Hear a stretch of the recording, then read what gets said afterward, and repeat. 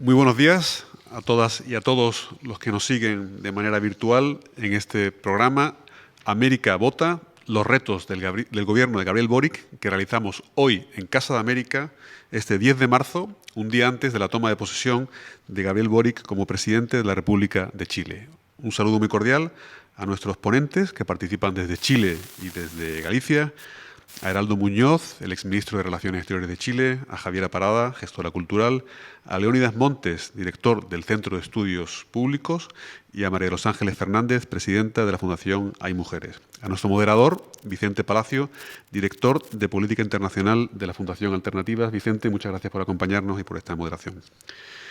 Bienvenidas, bienvenidos a un nuevo ciclo de América Vota centrado en Chile, país al que ya le prestamos atención especial con ocasión de las elecciones presidenciales, la primera y la segunda vuelta, y que hoy, el día antes de la toma de posesión del gobierno de Gabriel Boric, volvemos a hacer eje centro de nuestro análisis.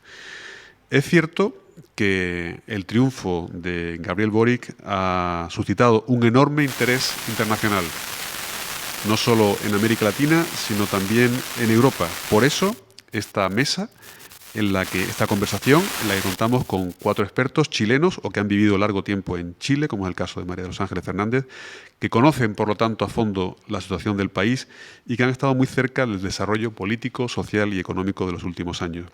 Creemos que con ellos vamos a tener una perspectiva plural y rigurosa que nos va a servir para analizar este punto de partida del gobierno de Gabriel Boric, que, como decía antes, tantas expectativas ha generado. Y ello porque supone la llegada al poder de una nueva generación de políticos, no solo por edad, sino esa novedad, sino por no provenir de los partidos tradicionales, del centro izquierda y del centro derecha, que gobernaron Chile desde el regreso a la democracia, que tienen renovadas propuestas y también unas renovadas formas de hacer política. Valga como ejemplo el nombramiento de un gabinete compuesto en su mayoría por mujeres y con esa pluralidad generacional e ideológica. Pero también el gobierno de Gabriel Boric enfrenta una cantidad notable de retos en su desempeño más inmediato, más cercano. El primero, sin duda, la salida de la crisis económica y social del COVID, algo que nos afecta a todos los países del mundo, en América Latina y en Europa. Y en Chile también, sin duda, como nos recordaban hace poco unos expertos chilenos aquí en esta Casa de América, el resultado del proceso constitucional en marcha. Ese proceso constitucional con el que se da una salida institucional al llamado estallido social de octubre del 2019. Por lo tanto, retos y desafíos que empiezan ya el mismo día de su toma de posesión, retos y desafíos que vamos a analizar con este panel de expertos. A ellos de nuevo mi agradecimiento, así como Vicente Palacio de Alternativa. Desde Casa de América vamos a seguir con esa mirada profunda e intensa al continente americano en este 2022. Muchísimas gracias a todos. Pues muy buenos días, muchas gracias, director Enrique Ojeda y a Casa de América. Y es un placer estar aquí hoy, efectivamente, con estas 4 figuras, con 4 personas muy interesantes, de perfiles muy variados. Yo creo que vamos a tener una conversación muy interesante, muy plural, que va a abarcar distintos enfoques y distintos puntos de vista. Y a mí me gustaría que nos centráramos, si os parece, amigos y amigas, en 3 bloques fundamentales o en 3 preguntas. Hay muchas planteadas de aquí a mañana cuando tome y después, cuando el presidente Gabriel Boric tome posesión con el nuevo Ejecutivo y se abra la hora de la verdad para Chile, porque ahora digamos que empezará, o así lo vemos desde España y desde Europa, pues empezará realmente lo bueno, ¿no? Como decimos aquí.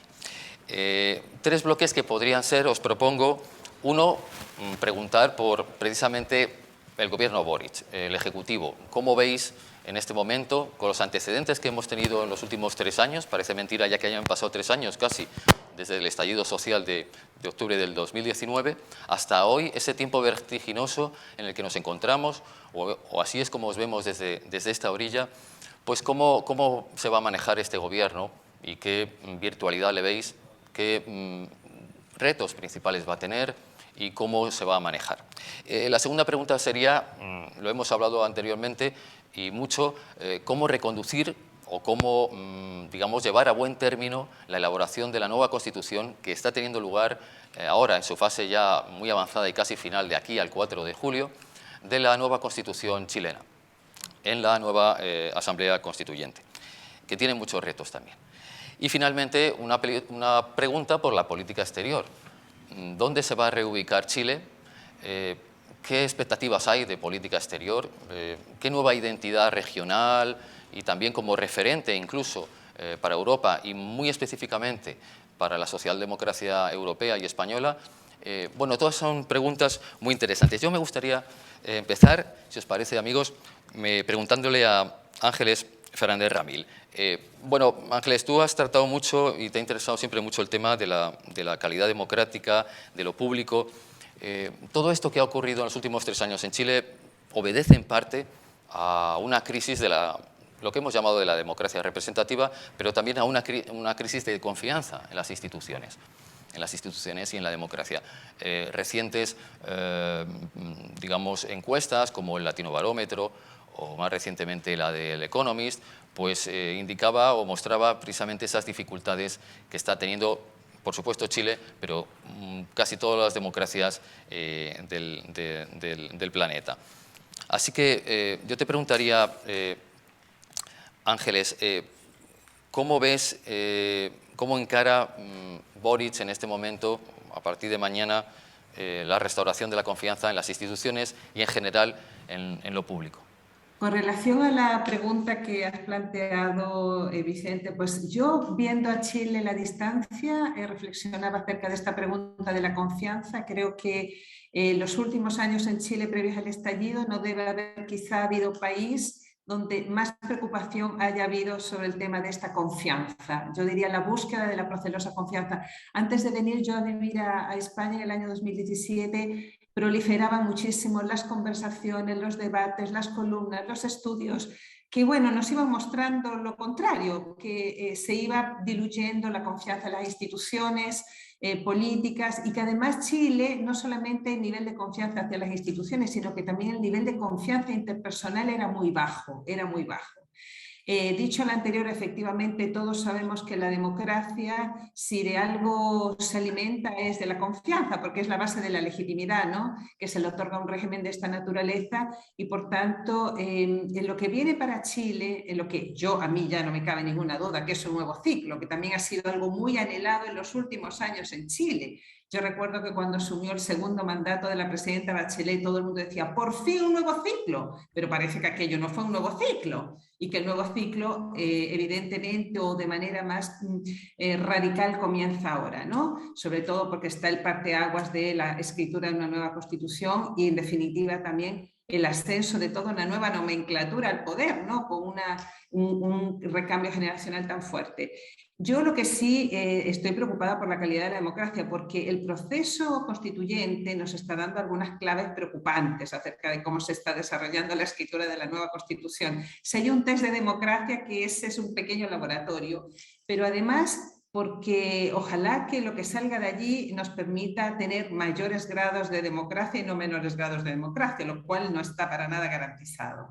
En tercer lugar, aquí en esta preocupación que planteas tú, Vicente, se atraviesa otra cosa, que son, por ejemplo, datos de los estudios que han salido últimamente con relación a la calidad de la democracia. Tenemos por lo menos en el último año 4 estudios. Tenemos el de Idea Internacional, tenemos el de The Economist, que tú nombraste, tenemos el de la Fundación Bertelsmann, que es menos conocido, pero que también juega un papel, y acabamos de conocer el estudio que fue publicado el día 2 de marzo pasado, el de Variedades de Democracia, VIDEM. Pero me voy a centrar en el del The Economist, ¿no?, que dice que Chile ha pasado a ser una democracia plena a una democracia defectuosa, y en ese estudio se plantean algunos de los factores que explicarían esta caída que hemos tenido cuando Chile siempre aparecía con todos los problemas que experimentaba el país dentro de las 3 democracias con mejor calidad del continente, junto con Uruguay y Costa Rica, y Chile se ha pegado a este descenso, y voy a dejar colocada el paralelismo que también se ha pegado a España justamente en ese mismo estudio. Tanto España como Chile han pasado a ser, por distintos factores y distintas explicaciones, democracias plenas a democracias defectuosas. Y yo aspiro a que lo que está pasando con la reescritura de la nueva Constitución, que realmente es un proceso trascendental para Chile, porque no me imagino qué puede pasar si no tenemos una nueva Constitución. Creo que el país queda un poquitito en el limbo, aunque hay una Constitución vigente, pero desde el punto de vista de la legitimidad, la Constitución del 80 está bastante trizada. Esta Constitución tiene que garantizarnos más democracia y no menos democracia. Y las señales que tenemos no apuntan en ese sentido. Quiero dejarlo ahí por ahora. Gracias, Ángeles. Mencionabas la cierta desconfianza en las instituciones, este reto que tiene enorme el nuevo Ejecutivo de Boris por delante, que es reconstruir una idea de país, una idea de la democracia, una democracia avanzada en todos los aspectos. Pero bueno, para eso se ha constituido un Ejecutivo que algunos, por lo menos de esta orilla, hemos visto con bastante esperanza.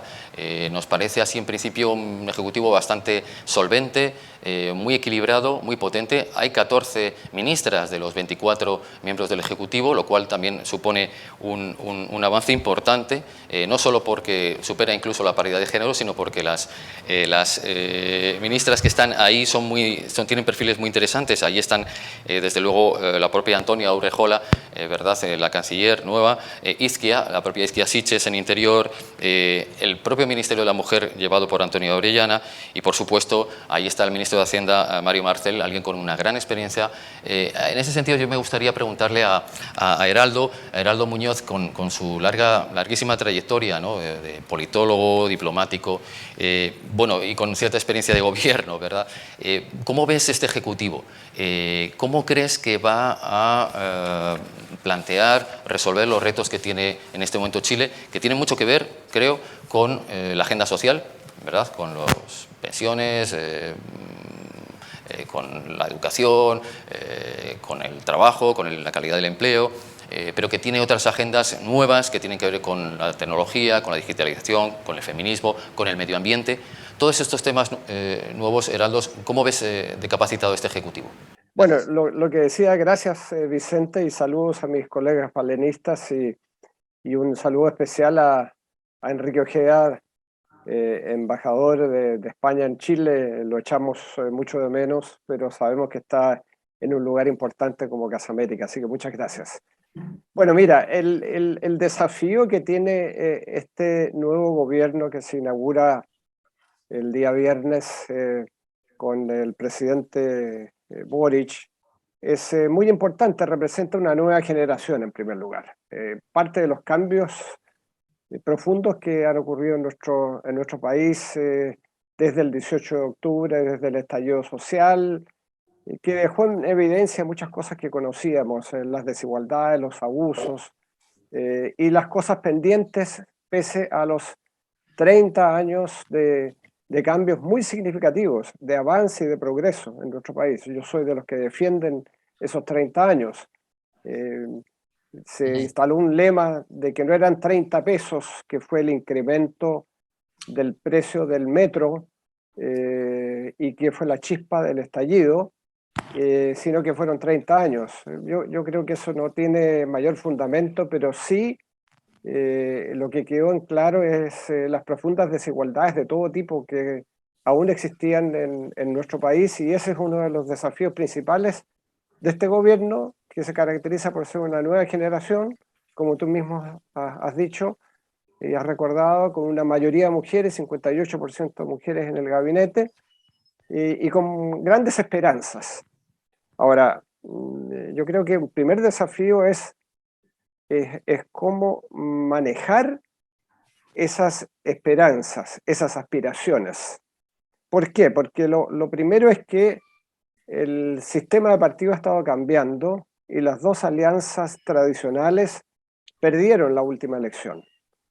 Tanto la de la centroizquierda, constituida por la izquierda del Partido Socialista, Partido por la Democracia, Partido Radical, con la democracia cristiana, pierde a manos del Frente Amplio y el Partido Comunista, y en la derecha sucede lo mismo. Se instala la ultraderecha, la candidatura de Kast, derrotando a la de Lavín y otros de los candidatos que representaban más bien a la derecha convencional. Entonces, el primer desafío es cómo se gobierna, y el presidente Boric no va a tener mayoría en el Congreso.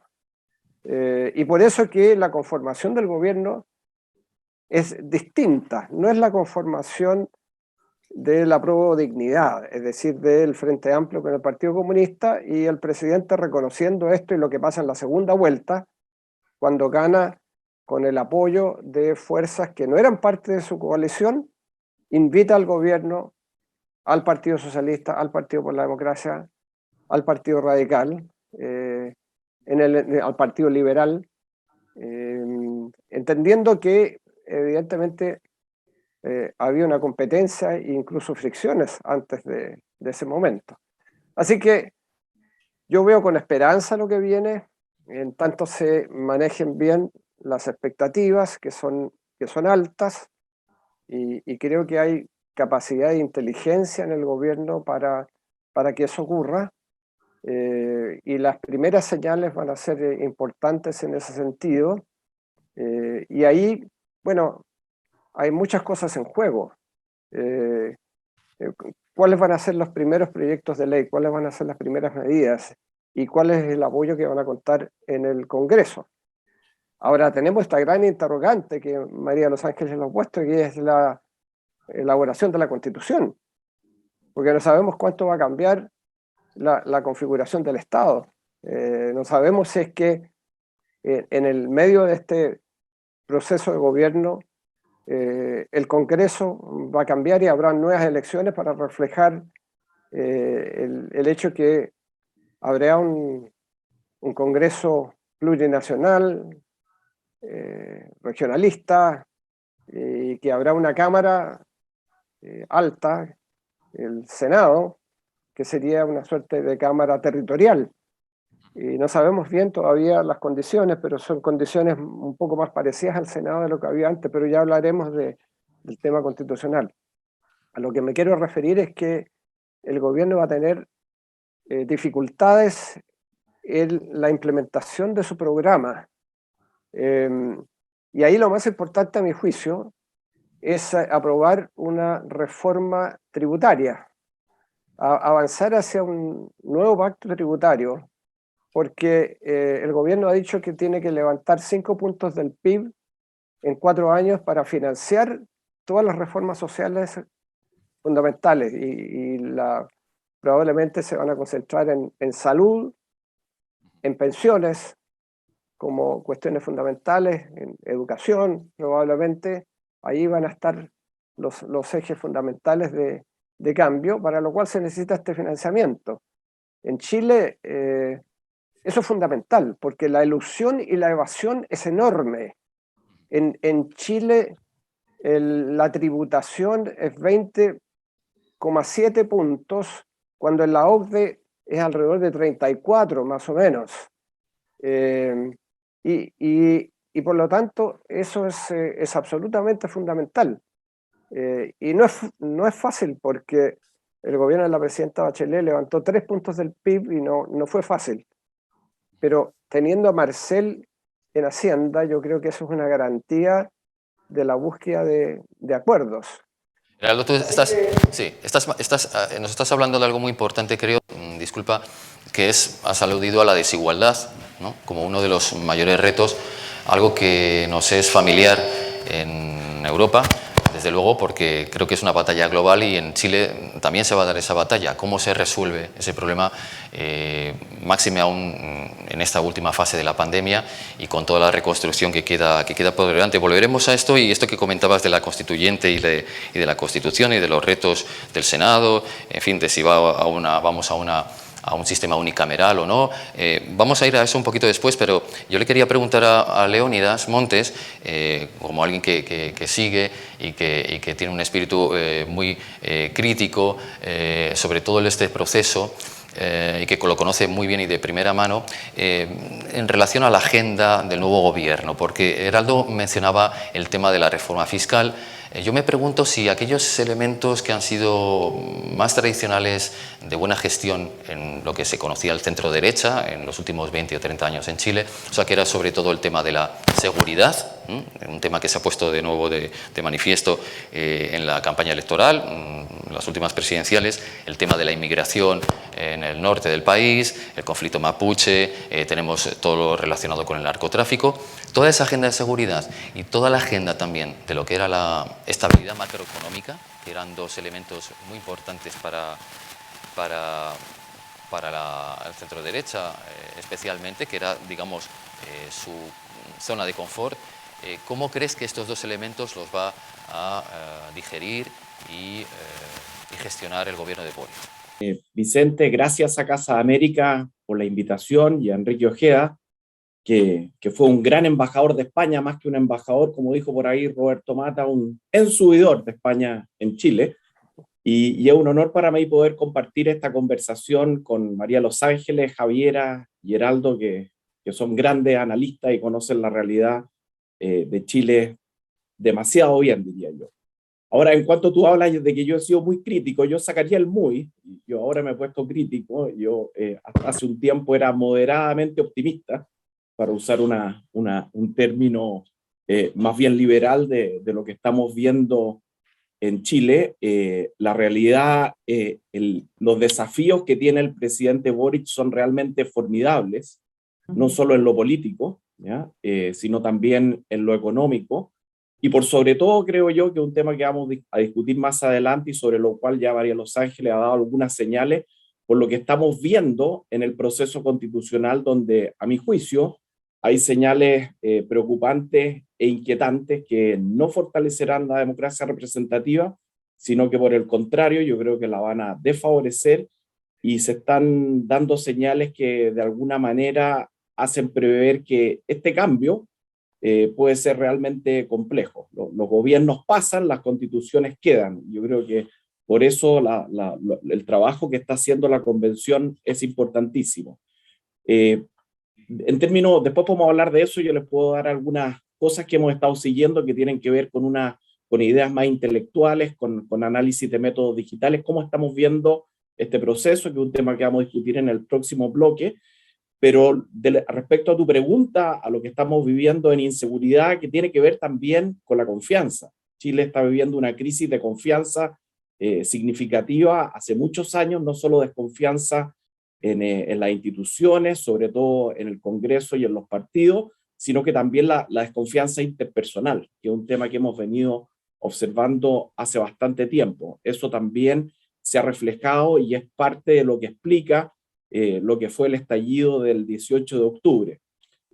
Lo notable de ese estallido del 18 de octubre es que si nosotros hacemos un repaso de lo que fue esa historia, se declaró inmediatamente el estado de excepción con toque de queda, después hubo una marcha pacífica de 1,2 millones de chilenos en Santiago, que fue notable el día 25 de octubre, hubo un cambio de gabinete de inmediato. Yo recuerdo que creo que esto es importante, que estuvo Manuel Castells acá en Chile con Ernesto Tone y estuvo en el CEP, y él estuvo el día 6 de noviembre en medio de todos los incendios, etcétera, y Manuel Castells dijo: oye, ustedes los chilenos, ¿por qué se sienten tan excepcionales? Esto es algo que se está viendo en todo el mundo. Yo no entiendo por qué ustedes ven esto como algo único, se miran solo el ombligo. Pero lo notable es que después de un discurso en cadena nacional del presidente Piñera, el día 12 de noviembre, donde no dijo nada aparentemente, pero lo dijo todo, él lo que hizo es dejarle la pelota, por así decirlo, al Congreso y a los partidos políticos, y el 15 de noviembre, y estoy haciendo un poco de historia, se firmó este acuerdo por la paz y una nueva constitución que institucionalizó toda esta crisis. Y yo creo que todos teníamos una tremenda esperanza en este proceso, y eso fue el inicio, ¿no es cierto?, que podemos hablar de cómo sucedió todo esto del proceso constitucional. Ahora, el tema de la seguridad yo lo pondría en términos más generales en una crisis también del Estado de Derecho, Vicente. Yo creo que lo que estamos viendo que está sucediendo en la Araucanía, que dice relación también con las señales que se están dando en la convención, van en esa dirección. Ahora, en términos políticos, tal como tú lo planteas, yo creo que el presidente Boric ha dado señales muy tranquilizadoras, ha sido muy institucional, ha dado un giro significativo hacia la socialdemocracia, y uno de los grandes desafíos que tiene, creo yo, es mantener esa línea socialdemócrata, porque no es fácil, y yo creo que Javiera sabe mucho más al respecto, cómo administrar una coalición como el Frente Amplio, y cómo administrar hoy día una política donde tenemos 20 partidos representados en el Congreso. Yo creo que eso es un gran desafío que hace aún más formidable lo que tiene por delante el presidente Boric. Sí, Leonidas, tú te has referido a esta complejidad del gobierno y a este posible, digamos, estabilización en el espacio, lo que entendemos en Europa, socialdemocracia, ¿no? en el sentido fuerte del término, pero al fin y al cabo socialdemocracia, que es un poco el modelo al que se quiere avanzar. Nos ha fascinado mucho todos los realineamientos, ¿no? Y las transformaciones dentro del propio Frente Amplio, dentro de los propios posicionamientos internos, que van a continuar, como estáis diciendo, por la entrada de partidos, Partido Socialista, Partido Radical, todos, el PPD, todos estos partidos menores, pero que han sido fundamentales para sostener, y que lo van a ser en los próximos meses, al gobierno de Boric. Y en ese sentido, efectivamente, a Javier Parada yo le quería preguntar, volviendo a la agenda, toda esa otra parte que, bueno, es relativamente nueva, pero que ha implosionado de una manera fuerte en la nueva agenda chilena, que es no solamente el feminismo, ¿no? Que es bueno, una seña, entiendo que es una seña de identidad, ¿no? Se ha llamado el gobierno, el propio Boric lo ha llamado el gobierno feminista, ¿no? Que es algo que tiene mucha carga, dicho, en América Latina. Que aquí la tienen en España, en Europa, pero ahí yo creo que en este momento quizás más todavía, ¿no? La agenda medioambiental, ¿no? Lo que se ha llamado el turquesa, en fin, la cultura, la digitalización, todo esto, ¿qué esperas de este nuevo gobierno, Javiera?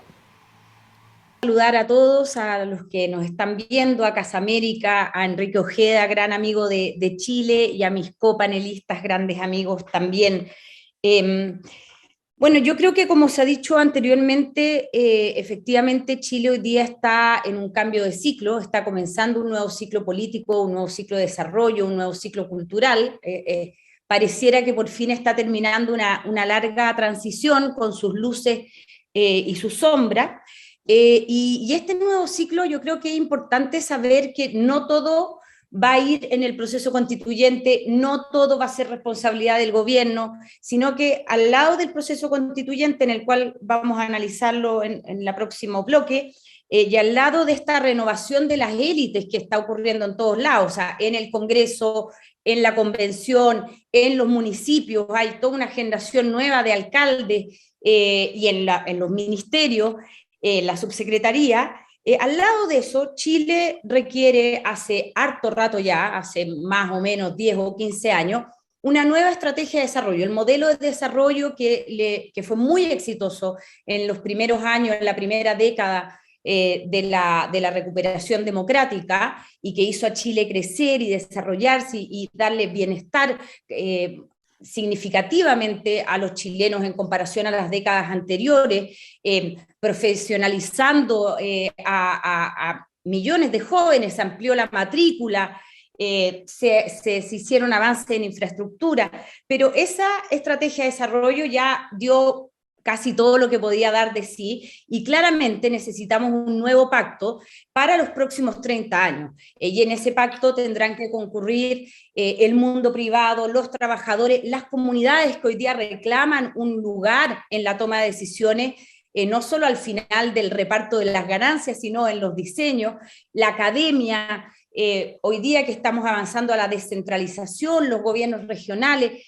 Sin esa estrategia de desarrollo es imposible que cualquier gobierno pueda dar respuesta a las demandas sociales tan sentidas por la población, ¿no? Y ahí estos nuevos temas que tú nombras han entrado con mucha fuerza, ¿no? O sea, Chile, por supuesto que para dar respuesta a estas demandas sociales requiere ampliar quizás su matriz productiva, pero además hacer más verde la matriz ya existente, ¿no? Hoy día en la Convención y en algunos otros lugares hay una discusión de si sectores tan importantes para Chile como la minería, que además producen dos minerales que son imprescindibles para la carbono neutralidad en el mundo, por lo tanto avanzar con la agenda verde mundial. Hay sectores que piensan que hay que llenarla de restricciones, mientras habemos otros sectores que pensamos que hay que subirle los estándares medioambientales, subirle los estándares de diálogo con las comunidades, de quizás pensar en cierta autonomía tributaria, manteniendo, por supuesto, el orden fiscal y el control nacional, pero darle más atribuciones a las regiones. Pero esas discusiones son las que se empiezan a dar en la convención, pero yo creo que es importante saber que no pueden estar solo dentro de la convención. En España saben muy bien de pactos, cuando ustedes hicieron los pactos de la Moncloa, paralelamente a discutir la Constitución, hubo este acuerdo entre la patronal y los sindicatos. Bueno, hoy día hay que meter a más actores a esos pactos, pero por supuesto que esos pactos van a incluir estos nuevos temas, que son participación ciudadana, que son subir los estándares medioambientales, que son la paridad de género, que son la representación de la diversidad, que hoy día en Chile por fin se ha visibilizado a los pueblos originarios, pero también hay muchas otras diversidades. Están todas las migraciones que han llegado a Chile en las últimas décadas, que han aportado a ser un país más rico, con más colores, con más sabores, con la ampliación del lenguaje. Las regiones en Chile son muy distintas, están las diversidades sexuales. Entonces, ¿cómo esa nueva estrategia de desarrollo se hace cargo de esto y al mismo tiempo que logramos salir de este camino constitucional, constituyente que nos hemos metido finalmente de buena manera, con más democracia y no con menos, con más libertades y no con menos, con más derechos que se puedan cumplir y no con menos, al mismo tiempo logramos sentar a todos estos actores diversos a la mesa para hacer carne una nueva estrategia de desarrollo que no se haga cargo solo del desarrollo industrial y económico, sino de la incorporación de estos nuevos temas, tan sentidos por la ciudadanía, que se vieron en el estallido y que hoy día estuvieron en la elección. Yo creo que el presidente electo encarnó muy bien estos temas y están en la convención. Estabas mencionando asuntos que en paralelo se van a tratar tanto por la parte de la agenda del gobierno, y también se discutirán en el Congreso y Senado, pero también en la Convención Constituyente. Y es un poco donde va a parar todo esto, porque efectivamente, como habéis ya sugerido, el presidente Boric se la juega en que salga bien todo este proceso constituyente. Necesita, de hecho, una base, digamos, jurídica y constitucional para llevar a cabo reformas en muchos terrenos, algunos de los que estáis mencionando. Y la verdad es que tenemos aquí poco tiempo, quizás, ¿no? Porque de aquí al 4 de julio tendría que estar ya la Constitución terminada y consensuada y salir a plebiscito en septiembre. Con lo cual, ahí se nos plantean algunas preguntas, por lo menos vistas desde esta orilla. Una cosa que nos sorprende es el cierto grado de rechazo que existe todavía en este momento por parte de un sector de la ciudadanía o de desconfianza hacia los trabajos de la propia constituyente, de la propia Asamblea. Yo le quería preguntar a Ángeles Fernández, Ramil, un poco cómo ves esto, porque hablabas antes del tema de la confianza en las instituciones y en la democracia. ¿No es paradójico que al mismo tiempo que se le dio grandes poderes y una gran energía e impulso en su momento a la Convención, ahora se desconfíe de ella? ¿A qué se debe esto y cómo se puede revertir esta desconfianza? Efectivamente, Vicente, yo creo que parte de esta búsqueda de la confianza, la procelosa búsqueda de confianza que lleva desatando Chile por lo menos los últimos 15 años, por poner una fecha, desde que empezamos a tener datos del deterioro de las instituciones. Yo me acuerdo haber escuchado al politólogo, chilenólogo también, norteamericano, Peter Sciadelis, decir que a partir del año del primer gobierno de la presidenta Bachelet, a partir de ahí empezamos a ver datos de cómo la credibilidad de las instituciones, que como bien se decía aquí, se focalizaba la falta de credibilidad en los partidos, en el Parlamento, se empezó como a pulverizar muy rápido. Se venía, porque además esto es sintomático casi en todas las democracias en el mundo, ¿no? La falta de credibilidad de las instituciones fundamentales de la democracia. Pero en Chile, a partir de ese parteaguas, empezó un poco a deteriorarse.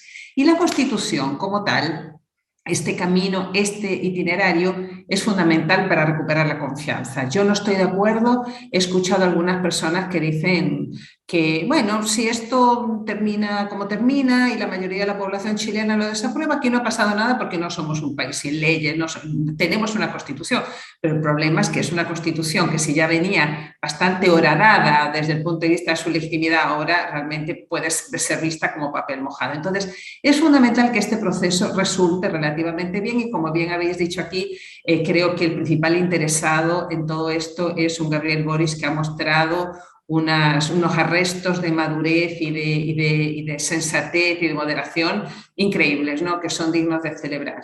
Porque yo creo que él también siente que no puede ser una constitución partisana, así lo ha dicho él. Tiene que ser una constitución que pueda recoger consensos básicos y hasta ahora esas señales no las tenemos. Como bien tú decías, Vicente, curiosamente, pues la ciudadanía, junto con tener mucha esperanza en este proceso, empieza a mostrar signos de desconfianza a través de distintos instrumentos demoscópicos que lo miden. Y yo creo que aquí han jugado, bueno, los que están al interior de la Constitución, del proceso constituyente, son actores interesados, dicen que hay una campaña de desprestigio hacia afuera. Y los que están hacia afuera, dicen, oye, pero el proceso constituyente no es una especie de instancia sacrosanta que no podamos cuestionar. En democracia todo es posible de ser cuestionado, o sea, faltaría más que no pudiéramos disentir. Y estamos un poco en eso, y la verdad que las primeras señales que se observan de algunas aspectos que se estarían aprobando por los famosos 2/3, pues la verdad que dan señales para la inquietud.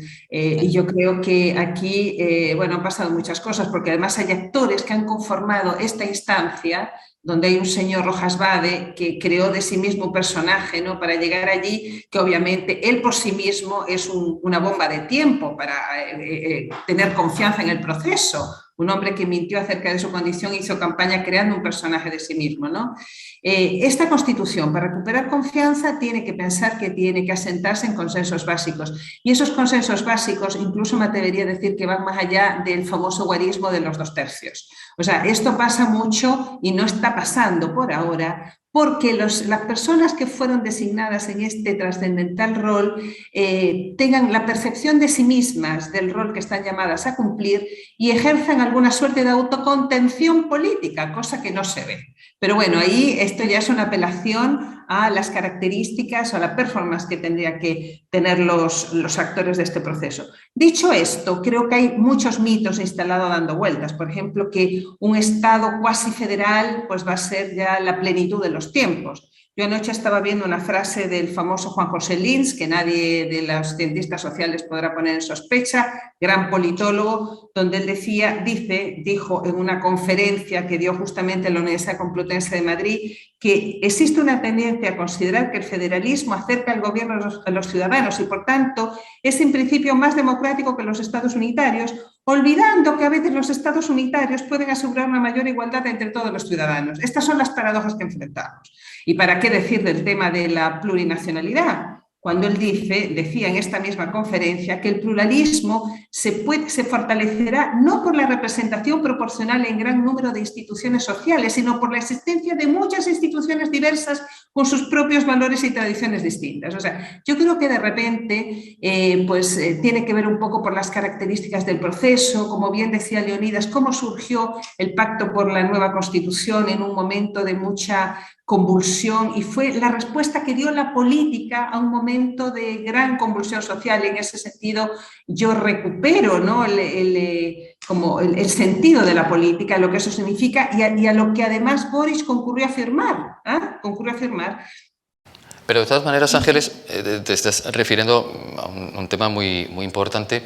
Es verdad que aún así la energía y la lluvia de ideas, ¿no?, que se ha ido produciendo en todos estos meses anteriores, desde el inicio de la convención, aunque un poco, por lo menos desde fuera visto, y tú nos estás explicando un poquito desordenada a veces, un pelín caótica en algún momento puntual, sin embargo tiene esa virtualidad de dejar abierta las energías y las ideas, ¿no?, que estaban pululando, circulando por el país, y que de alguna manera, como dices, bueno, pues tienen que ser canalizadas y canalizadas a través de un consenso básico, consensos transversales, que los llamamos aquí, porque si la Constitución no es de todos o de todas, no es Constitución.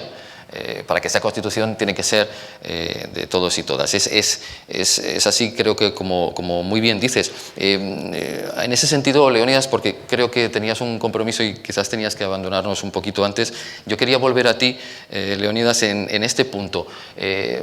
Así, como una ráfaga, 3 puntos de fricción y cómo se resuelven. En este momento, Ángeles hablaba hacía apelación al nuevo régimen político. Lo que se está planteando en este momento, en febrero ya se han lanzado algunas posibles normas, que ya van por 1000 y pico, me parece.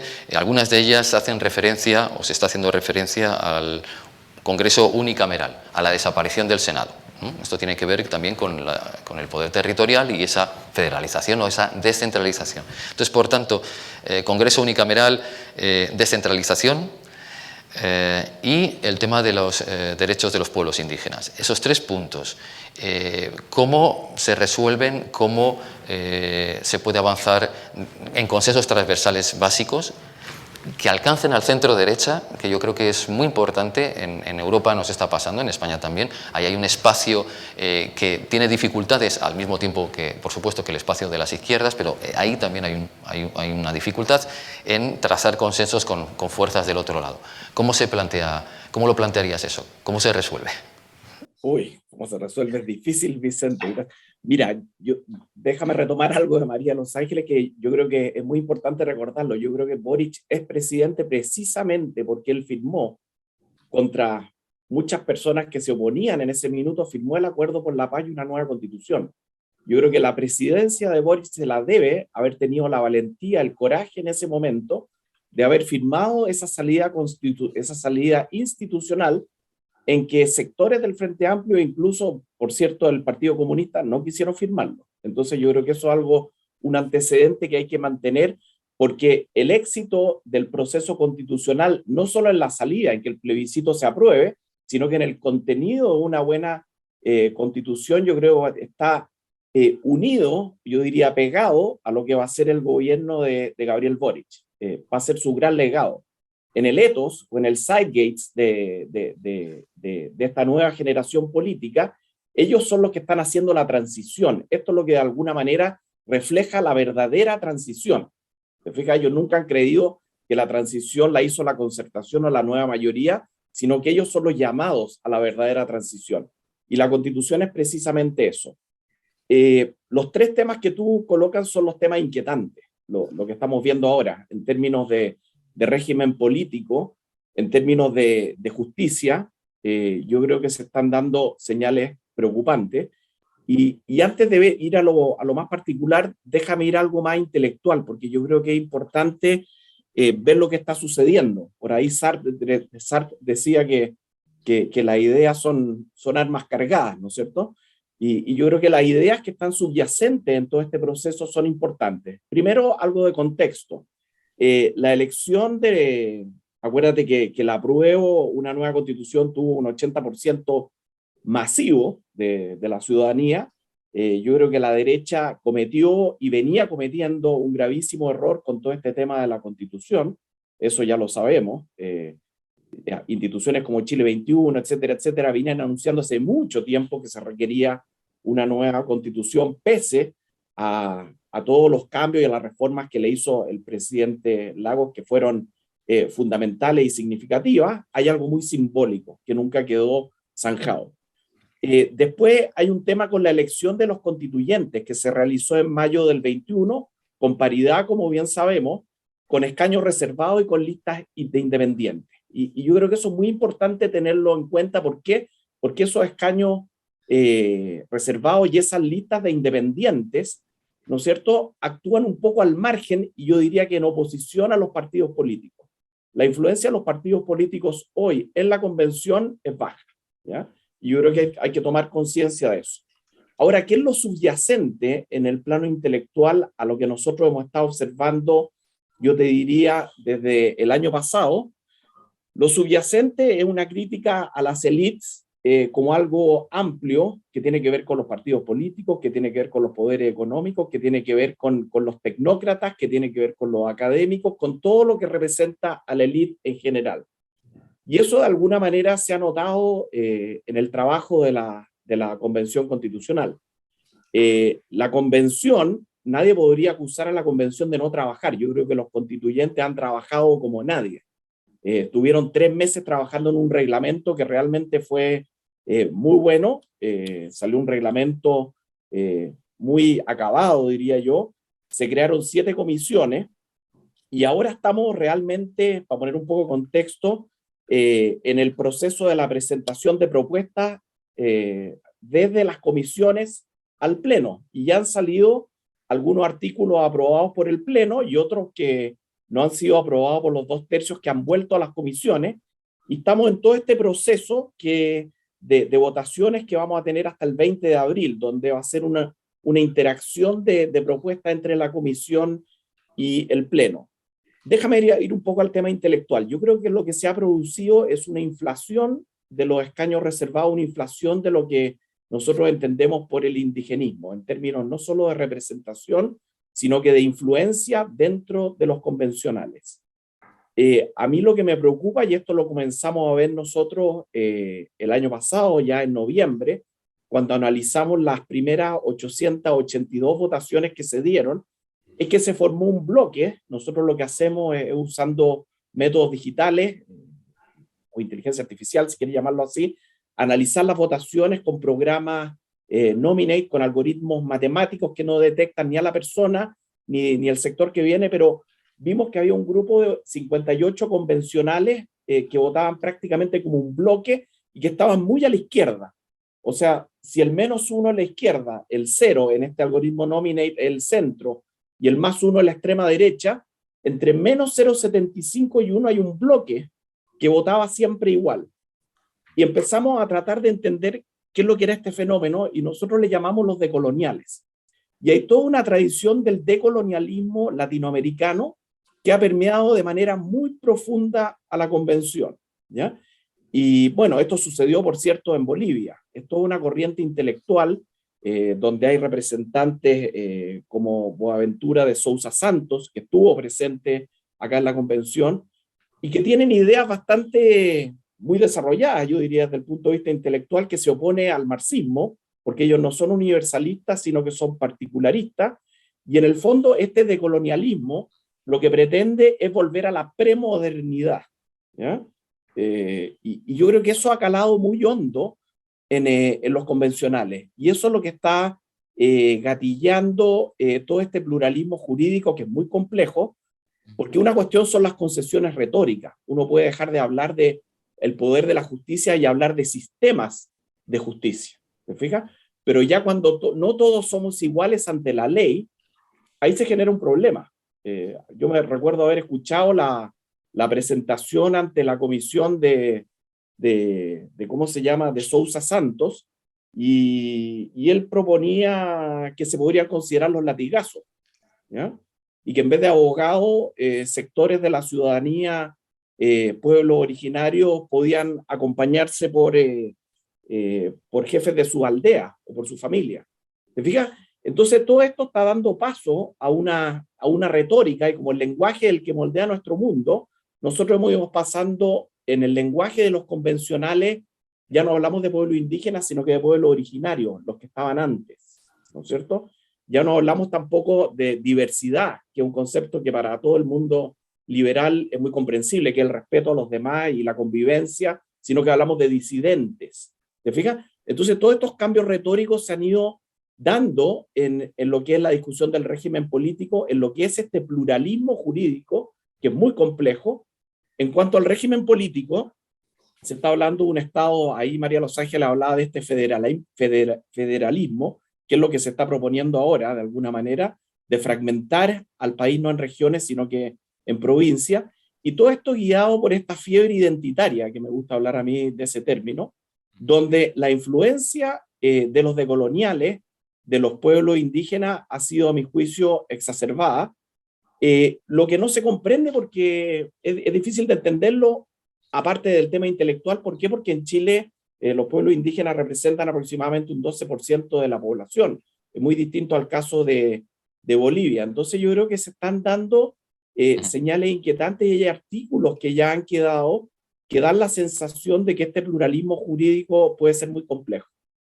Está entendido, Leonidas, todos esos asuntos de fondo, ¿no?, que implican posicionamientos, digamos, de mayor calado intelectual y que incluso conectan con, digamos, corrientes a nivel ya panamericano, ¿no?, incluso global, de revisionismo o de darle otra vuelta, digamos, a lo que es el universalismo y a cómo se constituye, digamos, un Estado republicano, ¿no?, donde se asegure, digamos, la igualdad de derechos y el reconocimiento de todos, de la diversidad. Todo esto es un debate realmente rico, enorme, pero yo sí que quiero ahí poner, digamos, levantar una lanza por la posibilidad, que esperamos que se materialice, de que todo este proceso y de que toda esta, digamos, corriente que atraviesa, digamos, que lleva con ella un montón de elementos muy heterogéneos, al final se vaya canalizando, se vaya depurando y vaya un poco, digamos, orientada al bien común y a un consenso transversal entre todas las fuerzas, o entre las fuerzas mayoritarias. En ese sentido, estabais mencionando que la Convención ha ido de alguna manera un poquito por su lado hasta ahora, y digamos, el proceso, digamos, más constituido, ¿no?, y más oficial y político ordinario ha ido por otro. Ahora tendremos que ver cómo el presidente Boric, a partir de mañana ya, pues empieza a intervenir o de alguna manera en ese proceso. Porque decíamos al principio que, o por lo menos es la sensación que nos da desde aquí, que se la juega en todo esto que salga bien. Y mi pregunta entonces para Heraldo sería, enlazando con lo que comentaban los anteriores, Leónidas y demás, realmente, ¿cuándo crees y cómo que el presidente va a intervenir?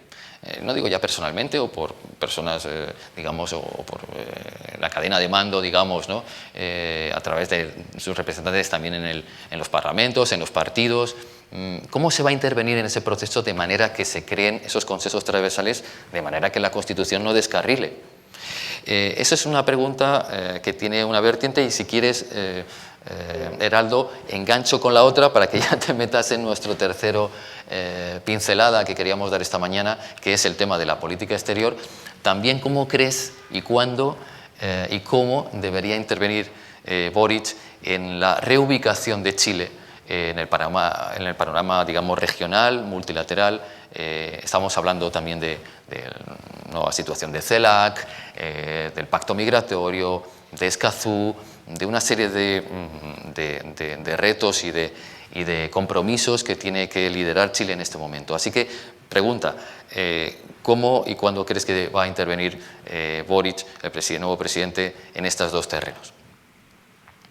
Hay mucho que debatir y el tiempo es corto, pero yo quisiera tomar algunas de las cosas que han dicho mis colegas también. A ver, yo mantengo un cierto optimismo racional respecto al futuro, incluso del proceso constituyente.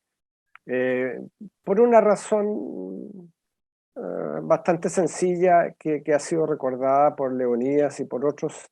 El 15 de noviembre a mí me tocó firmar el acuerdo por la paz y una nueva constitución. Y de esa manera, en un momento extremadamente difícil, se encontró un camino de salida para modificar la constitución, permitir el plebiscito y que se eligiera la convención constituyente que está elaborando el nuevo texto. Así que en momentos difíciles hemos sabido salir adelante. La convención es un proceso más complejo. Déjame tomar un par de cosas antes de entrar a eso. Yo creo que el nuevo gobierno se va a caracterizar por ir a los cambios estructurales hacia un nuevo modelo de desarrollo sustentable, verde y azul, respetando la naturaleza, cuidando los mares, pero claramente con gradualidad y no dejando de lado algunas cuestiones urgentes. Y con eso quiero retomar muy brevemente el tema de la seguridad, tanto en la macrozona sur, en el Wallmapu, donde la perspectiva del nuevo gobierno será buscar el diálogo, ir a las raíces del problema, escuchar mucho a las regiones, a los gobernadores, para ver cómo se abordan esos problemas, particularmente en el norte por la migración. La percepción que yo tengo es que ahí se va a trabajar mucho con los gobernadores, con los delegados propios que el gobierno ha nombrado, buscando entonces soluciones integrales y no simplemente la militarización como en el caso del Wallmapu. Entonces, esa es una perspectiva, yo diría, que da cuenta de que esos son problemas que hay que resolver y que la gente tiene que tener seguridad, que tiene que existir un Estado de Derecho, que tiene que existir orden y tranquilidad. Y eso yo creo que va a estar, pero con una perspectiva distinta. Es un enorme desafío, sin embargo. No es fácil atacar algunos problemas que son realmente muy, muy profundos. Así que yo quería decir eso. Y luego, respecto En a relación a la la política Constitución, claro. Por cierto, el presidente tiene que apostar a que salga bien el proceso constituyente. No puede, habiendo sido uno de los impulsores importantes de una nueva constitución, que esto salga mal. Y por lo tanto, si bien es cierto que no podrá intervenir directamente porque la convención tiene autonomía en la elaboración de sus textos, él es parte de una coalición y la coalición está representada. Es verdad que la elección de los convencionales se produce en el punto más alto de, diría yo, del contraste entre élite versus pueblo. Y hace tiempo que en Chile ha estado disminuyendo, diluyéndose el eje izquierda-derecha. Y por cierto, ha decaído mucho la politización partidista. Y hoy día, bueno, el 80-90% de los chilenos se declara no partidario de ningún partido político, ¿eh? Pero en el momento de la elección de los convencionales es cuando más se expresa esta contradicción élite versus pueblo. Y por eso que llegan, además del hecho de que se acuerda que sea paritario, pero que hayan escaños reservados, llegan entonces personas que representan esta rabia, esta molestia contra las élites, muchos independientes, la lista del pueblo que se desmorona por la razón que insinuó ya María de los Ángeles, y muchos otros que expresan entonces esta contradicción que cuando tú ves en otro momento político, la elección del Congreso es distinta. Ahí hay casi un balance entre derecha y izquierda, por tomarlo, decirlo así. Entonces, yo creo que al presidente, o por lo menos la coalición del presidente, tiene que asumir que necesita que el proceso constituyente salga bien. Hay algunas áreas donde eso aparentemente está ocurriendo. La primera elaboración de la Cámara Territorial, que reemplazaría al Senado, prácticamente no tenía ninguna facultades. Y ahora, después de que ha habido movimiento de los convencionales que están con los partidos que apoyan al gobierno, eso ha estado cambiando, además de que hubo resistencia del propio Senado. Y aparentemente se está recuperando las facultades más parecidas a la del Senado, y este unicameralismo entonces parece ser un bicameralismo, pero distinto al que hemos conocido hasta ahora. Entonces, yo creo que se van a ir produciendo esos cambios. Yo he leído todos los artículos que han sido aprobados por 2/3 y que van a ir a la Carta Fundamental. Y hay algunas cosas bien importantes, la inamovibilidad de los jueces. Claro, hay otras cosas que no quedan muy claras todavía. ¿Qué es esto de que Chile es un Estado regional y plurinacional? El regionalismo todavía no está muy claro. Las asambleas regionales no sabemos exactamente cuáles van a ser sus facultades hasta ahora. Parecieran estar limitadas. De modo que yo creo que falta mucho tiempo todavía. Y por último, porque no tengo más tiempo, aunque me gustaría abordar varios otros aspectos, por la política exterior. la política exterior, La percepción que yo tengo es que el presidente Boric, para ponerlo gráficamente, va a estar más inclinado al progresismo de Canadá y Nueva Zelanda que al progresismo o al socialismo del siglo XXI. Y que va a representar una alternativa no de tercera vía, porque creo que eso es equivocado, eso fracasó, no vale la pena entrar en eso, sino que de un socialismo democrático distinto, no aliado con Nicaragua y Venezuela. Por cierto, Boric ha sido extraordinariamente crítico de lo que pasa en esos dos países, en esos dos regímenes, y tanto es así que el propio Maduro se ha referido a Boric y a otros como parte de una izquierda que quiere agradarle al imperialismo o algo por el estilo, ¿no? Yo creo que va a estar mucho más cerca de un Pepe Mujica y de, como digo, Nueva Zelanda y Canadá, y por lo tanto representa una alternativa de izquierda democrática, ¿no? Que busca impulsar un estado de bienestar, y en ese sentido creo que habrá mucha sintonía con España.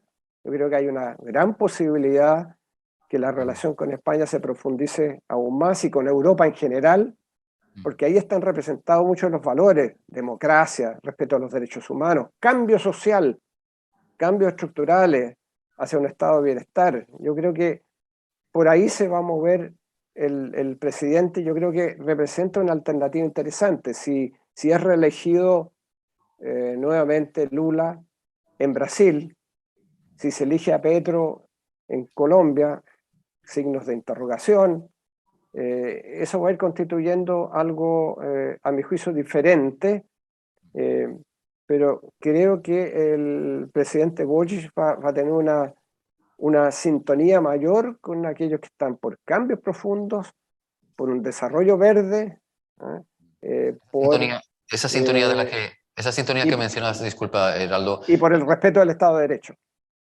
El Estado de Derecho. Esta sintonía que mencionas es un poco la percepción que se tiene de este lado, de esta orilla, que realmente se va hacia esa convergencia en un sentido muy amplio, digamos, de visiones, y que hay un espacio grande para la colaboración. Yo no sé si, Javiera Parada, en relación a lo que mencionaba Heraldo, y por ir cerrando ya nuestra conversación, en relación al nuevo papel regional de Chile, del Chile de Boric, y más específicamente a la posibilidad de configurarse como un referente para la centroizquierda o para la izquierda, para la socialdemocracia, o como que se quiera llamar, socialismo democrático, ese nuevo socialismo democrático latinoamericano. ¿Cómo lo ves posicionado? ¿Crees que va a funcionar? ¿Qué posicionamientos o qué realineamientos ves ahí en relación a los vecinos? Heraldo comentaba la posibilidad ya muy real de que desde luego en unos pocos meses el presidente Bolsonaro salga y sea sustituido muy probablemente por Lula, al menos es lo que todas las encuestas siguen apuntando insistentemente, y eso va a producir un cambio fundamental en toda América Latina y quizás a nivel multilateral. ¿Realmente cómo ves ese posicionamiento ahora mismo, haciendo virtud de la agenda doméstica, de todo lo que tiene que llevar a cabo Boric? ¿Se va a constituir como un referente? ¿Tú apostarías por eso? ¿Crees que lo puede conseguir? Yo creo que efectivamente está, no sé si todo el mundo, pero muchos países, muchos dirigentes, muchas organizaciones de la sociedad civil pro democracia, derechos humanos, mirando con mucha atención a Chile, porque aunque este país es tan flaquito y queda al final del mundo, cada ciertas décadas les da por hacer unos experimentos que inspiran al resto del mundo. O sea, a ningún otro país se le había ocurrido que se podía llegar al socialismo democráticamente. Aquí hubo un grupo de personas que lo intentaron, fracasó ese intento, pero lo intentaron. Luego a ninguna dictadura se le había ocurrido, o a ninguna fuerzas democráticas que querían recuperar la democracia, se les había ocurrido que eso podía ser a través de un plebiscito que imponía la dictadura, y pues en Chile ocurrió, y luego tuvimos una comisión de reparación, de justicia y de verdad, que también fue modelo para otras transiciones. Y la verdad es que el 2019 tal como decía Manuel Castel, hubieron estallidos en muchos lugares del mundo, y creo que el único país que decidió porfiadamente, nuevamente, insistir en la vía institucional para salir de la crisis fue Chile. Y por lo tanto creo que es una lucecita de esperanza de que todavía las instituciones nos sirven para ponernos de acuerdo y por lo tanto tener instrumentos para controlar la emergencia de la ultraderecha y la ultraizquierda que tan mal le hacen a la democracia. Voy a volver al comienzo. Este cambio de ciclo tiene varias aristas, varios lados, tiene este proceso constitucional que intenta solucionar un problema constitucional que, como decía María de los Ángeles, viene desde hace mucho tiempo. O sea, hay algunos que evidentemente creen que desde la misma promulgación de la Constitución, pero yo diría que nuestro sistema democrático a partir del 2006, que es el primer movimiento pingüino, luego el 2011, que es el gran movimiento estudiantil, aparecen los movimientos medioambientales, la diversidad sexual, y nos empezamos a dar cuenta que los partidos de alguna manera empiezan a dejar de cumplir su rol y la democracia deja de ser vista como el espacio de transformación social, y nos damos cuenta que hay ciertas demandas, pensiones, que no son solucionadas por el sistema político, que empieza el problema constitucional salir de un grupo de académicos, un grupo opuesto a la Constitución del 80, y empieza a haber una conciencia más popular y general de que hay un problema de la estructura institucional que hay que solucionar. Y por lo tanto, eso es lo que le permite a la clase política en medio del estallido pensar que esta vía institucional puede ser una manera de canalizar parte de esas fuerzas que desbordan el sistema democrático en el estallido. Y eso al lado de la irrupción de esta nueva generación política, hay que decir que con todo el respeto, cariño y admiración que le tenemos a la generación que encabezó la recuperación democrática y las primeras 3 décadas de la democracia postdictadura, ha habido una dificultad muy grande por la emergencia de nuevas figuras, de nuevas generaciones. De hecho, entre la generación que recupera la democracia y la que entra ahora al gobierno y que está en la convención y que entró a los municipios, hay más o menos 2 generaciones que ya no gobernaron nomás, y es así. Entonces, esta emergencia de estas nuevas generaciones que efectivamente vienen con una otra manera de ver la política, ya no es la política solamente de clases, los partidos ya no van a ser partidos de clases como fueron en el siglo XX, hay nuevas demandas, y sí, hay esta nueva política de la identidad que le ha servido a los grupos que se autoperciben como parte de esos grupos para avanzar en conseguir sus derechos. Pero bueno, todo esto que está ocurriendo en Chile junto hace que haya mucha atención sobre lo que está pasando aquí. Yo tengo los mejores deseos para el gobierno, espero que le vaya bien, creo que la ampliación de la coalición que pensó el presidente electo Boric es muy importante, no fue simplemente un cálculo electoral. En Chile ya tenemos la experiencia de querer hacer cambios sin tener amplias mayorías sociales y políticas, sufrimos el horror que eso puede producir, y por lo tanto creo que una de las grandes cualidades del presidente Boric es entender los procesos sociales que ya hemos vivido y la necesidad de la conformación de mayoría. Y lo mismo espero que ocurra, aunque comparto la preocupación de mis copanelistas en el proceso constituyente. El proceso, la Constitución, creo yo, no puede ser la suma de las distintas demandas, sino que tienen que hacer los acuerdos mínimos fundantes de las reglas para quien gane las elecciones, sea la izquierda, la nueva izquierda, la derecha, la centro-derecha, puedan gobernar con esa Constitución.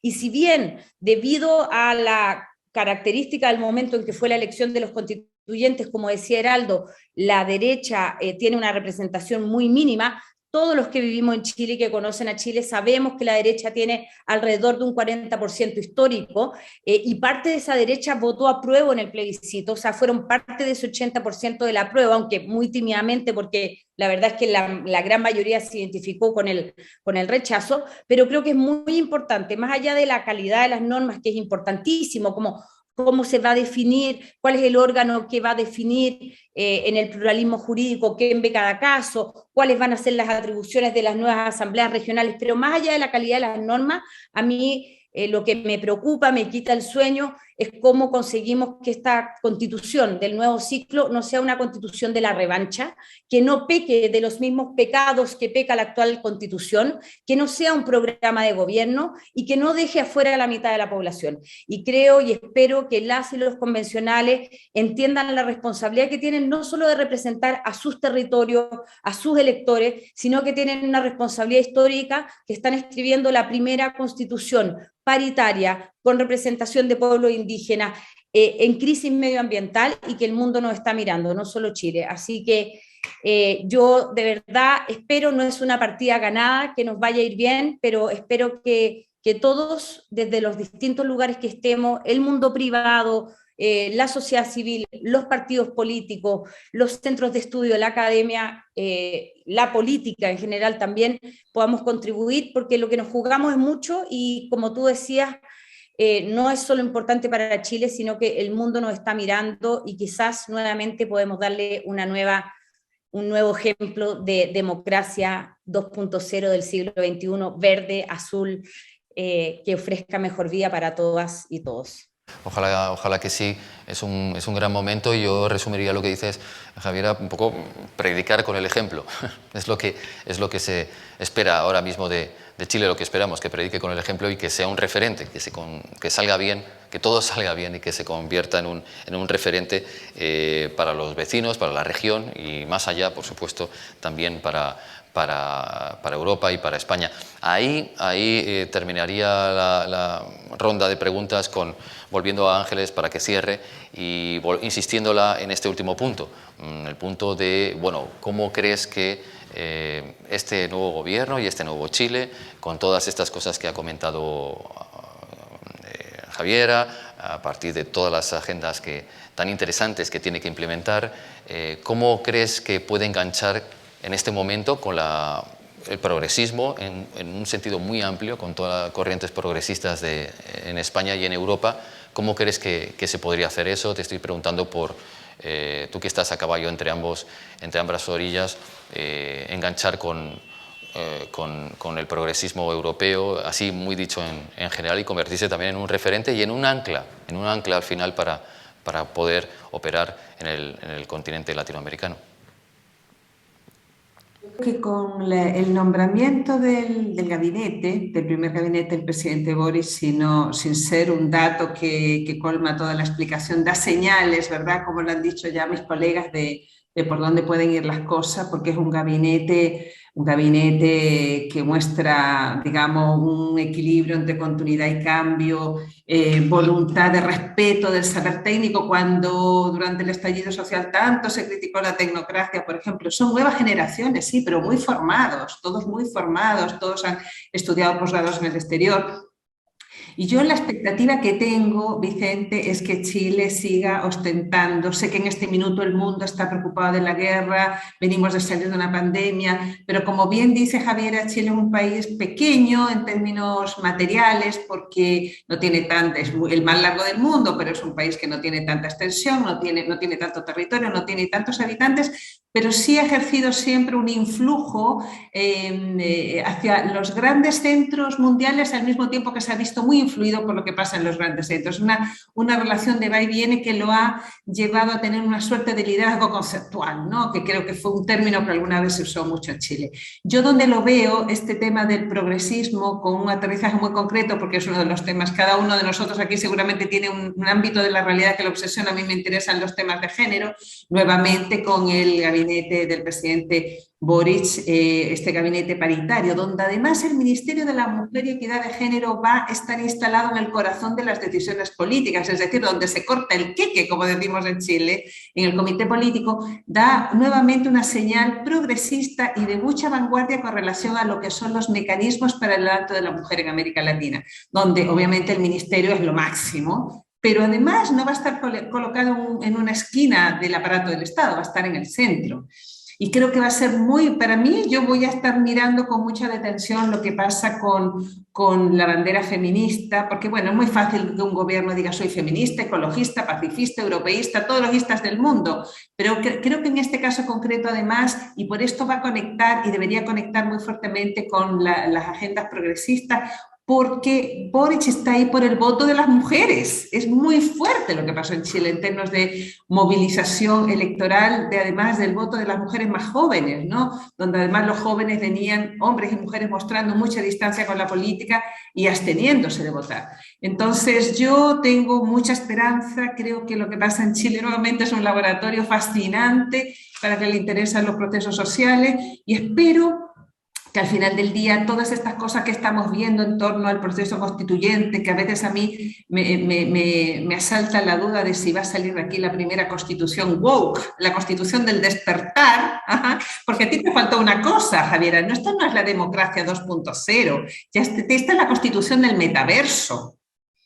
O sea, tienes que dialogar con ese mundo que viene y yo en ese sentido creo que todas estas conversaciones como la que está auspiciando Casa de América y todo lo que está pasando en Chile, el debate, las críticas, el coro catastrofista, todo esto es bueno porque introduce un disenso que puede actuar como elemento de autocorrección del proceso que está llevando adelante ahora los propios convencionales. Decía Heraldo, bueno, también la coalición del presidente que tiene presencia ahí dentro del proceso constituyente debería tener conciencia de que es el presidente el más interesado en que esto salga bien. Pero además el clima de debate público, con todas las, digamos, aprehensiones que pueden estar surgiendo, es importante para que los convencionales entiendan que tienen que llegar a esos mínimos comunes básicos para que sea la casa de todos, y no una constitución, como bien dice Javiera, de la revancha. Sería la peor derrota que podríamos experimentar.